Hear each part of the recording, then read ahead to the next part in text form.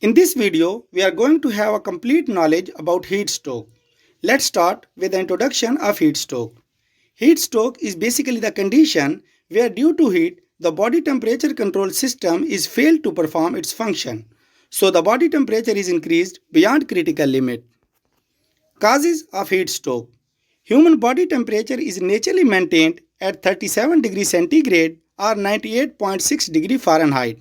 But due to continuous exposure to sunlight or due to dehydration or due to tough physical activities, the body temperature is increased. Now, the job of sweating system is started to decrease the body temperature by evaporation method.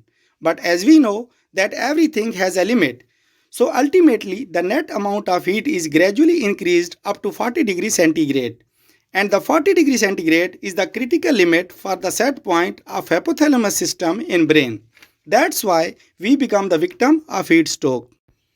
The symptoms of heat stroke: severe fever, reddish skin color, vomiting, fast heartbeat, headache, bleeding from nose, muscle stretch and pain, and in extreme case, unconsciousness are the symptoms of heat stroke.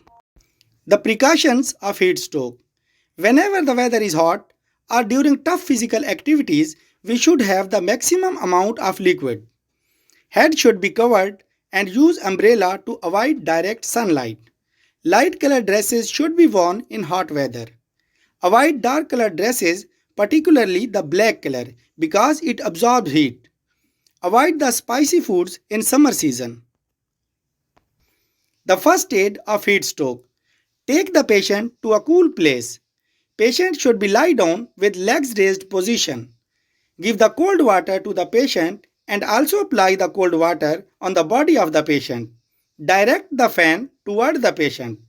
And this was all about heat stroke, but do you know that in the old time it was believed that heat stroke is due to the evil spirits in the hot weather?